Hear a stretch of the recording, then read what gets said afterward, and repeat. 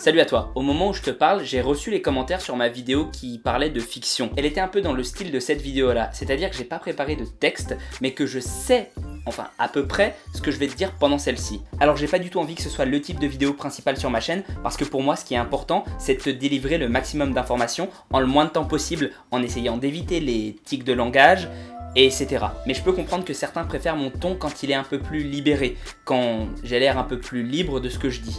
Donc, pourquoi pas faire quelques sujets de temps en temps, par exemple ceux que j'ai déjà traités, comme aujourd'hui, et les aborder d'une façon un peu plus sympa, un peu plus cordiale.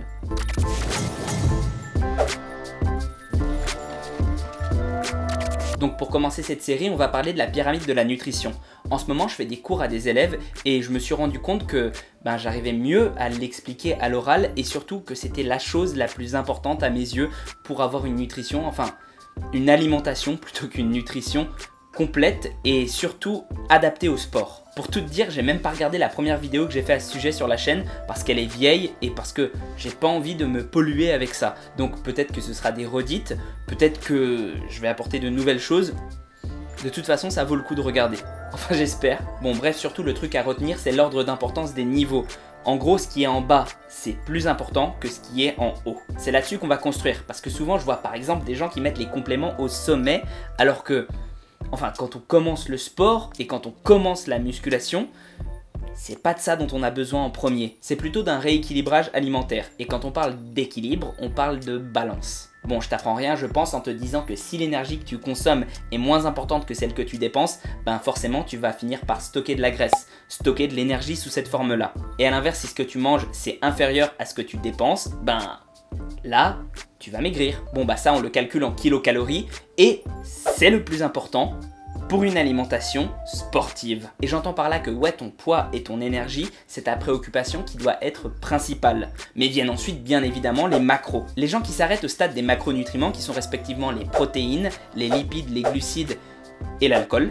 Enfin, on évite l'alcool de façon générale. Et ouais, ces gens-là, du coup, c'est ceux qui suivent le protocole If It Fit My Macros. C'est très populaire en ce moment et c'est vrai que ça m'arrive aussi de m'en servir. Par exemple, quand j'ai la flemme, je me prends des pizzas et je compte juste les macros.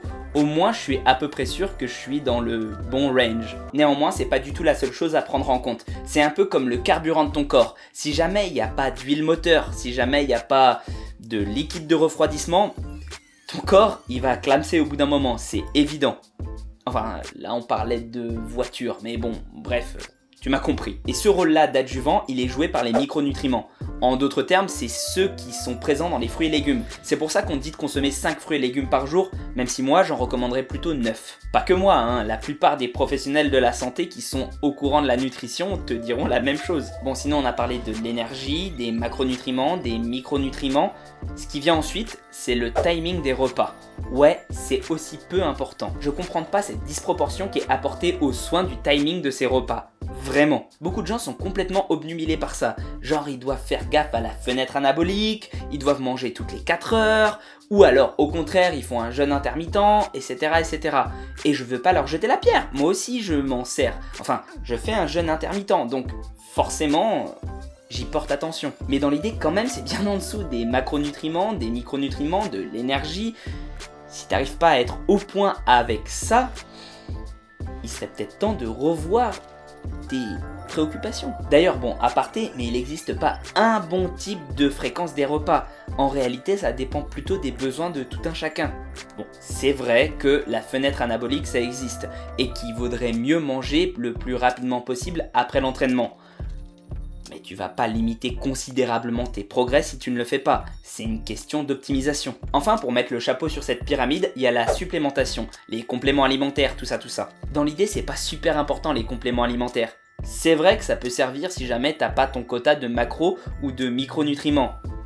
Mais au-delà de ça, ce que je veux te dire par là, c'est que si t'as de l'argent à dépenser, va pas te prendre une whey de super qualité. Alors, c'est vrai, la créatine, les oméga 3... Bon, peut-être que c'est indispensable, mais le reste, tu peux toujours t'en sortir par l'alimentation. Et quitte à manger des choses onéreuses, autant que ce soit de vrais aliments. Si cette pyramide de la nutrition là, elle est en place, tu fais mieux que 98% des gens. Alors ouais, il restera toujours les 2% qui sont bien souvent des stars hollywoodiennes, etc., etc., qui ont des diététiciens bien particuliers et surtout qu'ils les ont payés cher. Mais toi, en tant que sportif amateur, c'est les choses à savoir.